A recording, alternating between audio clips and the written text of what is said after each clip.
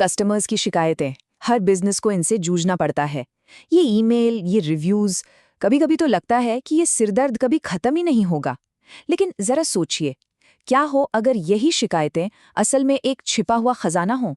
आज हम इसी पर बात करने वाले हैं कि कैसे इस नेगेटिव फीडबैक को अपनी अगली बड़ी स्ट्रेटेजिक जीत में बदला जा सकता है। ये बात कुछ जानी पहचानी सी लगती है ना? एक निराश कस्टमर की सीधी सच्ची भावना।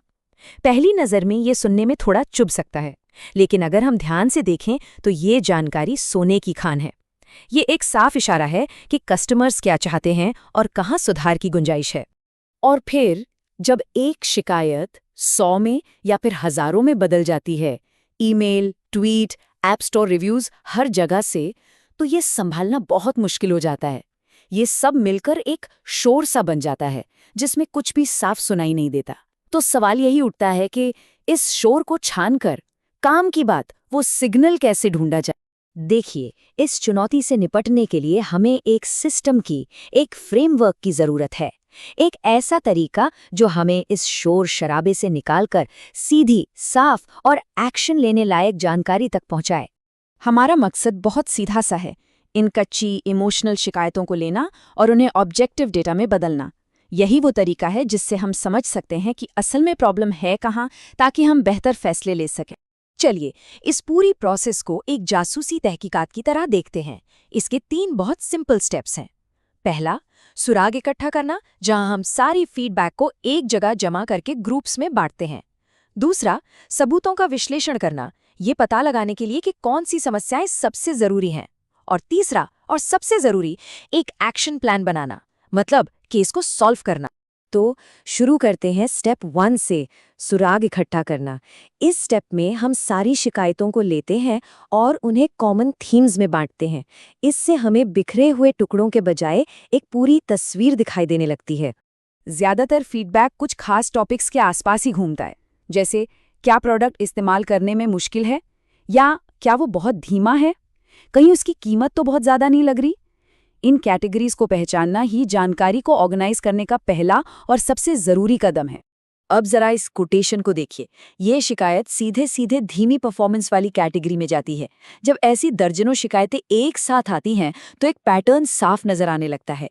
अब ये सिर्फ एक इंसान की राय नहीं रह जाती, ये एक बड़ा और ज़रूरी मुद्दा बन जाता है। तो अब हमारे सुराग ऑर्गेनाइज हो चुके हैं। अब बारी है सबूतों का विश्लेषण करने की। इस स्टेप में हम डेटा में और गहराई तक जाएंगे ताकि ये तय कर सके कि हमें सबसे पहले ध्यान किस पर देना है। अच्छा, अब ये टेबल देखिए, ये बहुत जरूरी है। यहाँ हम हर मुद्दे को 2 चीजों पर तौलते हैं। एक फ्रीक्वेंसी, मतलब कितने लोग इसकी शिकायत कर रहे हैं, और दूसरा इम्पैक्ट, यानी ये उन्हें परेशान कितना कर रहा है।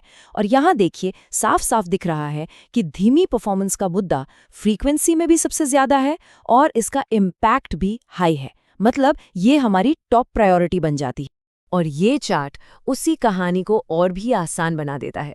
लगभग आधी नेगेटिव शिकायतें सिर्फ और सिर्फ परफॉर्मेंस के बारे में है। जब डेटा को इस तरह विजुअलाइज किया जाता है तो प्राथमिकताएं अपने आप साफ हो जाती हैं। लेकिन सिर्फ क्या हो रहा है ये जानना काफी नहीं है, हमें क्यों तक पहुंचना होगा। क्या हमारे सर्वर धीमे हैं या कोड में कोई गड़बड़ है? जब तक हम असली जड़ का पता नहीं लगा लेते, हम सिर्फ ऊपर ऊपर से इलाज करते रहेंगे, बीमारी का नहीं। और ये हमें हमारे आखिरी स्टेप पर ले आता है, एक्शन प्लान। अब वक्त आ गया है कि हम अपनी सारी जांच पड़ताल से मिली जानकारी को असर और असरदार बदलाव में बदलें। देखिए, एक अच्छा एक्शन प्लान हमेशा 2 तरफा होता है। पहले इमीडिएट एक्शन, मतलब वो छोटे मोटे फिक्स जो फौरन राहत देते हैं, जैसे बैंडेड लगाना। और फिर लॉन्ग टर्म सुधार, यानी वो बड़े स्ट्रेटेजिक बदलाव जो समस्या को जड़ से ही खत्म कर दें। तो ये पूरा प्रोसेस शिकायतों को मैनेज करने में मदद तो करेगा ही, लेकिन असली पावर तब अनलॉक होती है जब हमारी सोच बदलती है। क्या हो अगर हर शिकायत एक बोझ नहीं बल्कि एक तोहफा हो? हमें नेगेटिव फीडबैक को देखने का अपना नजरिया बदलना होगा। ये कोई प्रॉब्लम नहीं है, ये तो सुधार के लिए एक सीधा साधा रोड मैप है। कहते हैं ना, सबसे नाखुश ग्राहक ही सीखने का सबसे बड़ा जरिया होते हैं। वो हमें मुफ्त में बता रहे हैं कि बेहतर कैसे बना जाए। तो इस पूरी चर्चा का सार यही है, अगली बार जब कोई शिकायत देखें तो निराश होने की बजाय एक पल के लिए रुकें और सोचें, क्या ये सच में एक समस्या है या फिर ये हमारी अगली बड़ी कामयाबी का मौका है।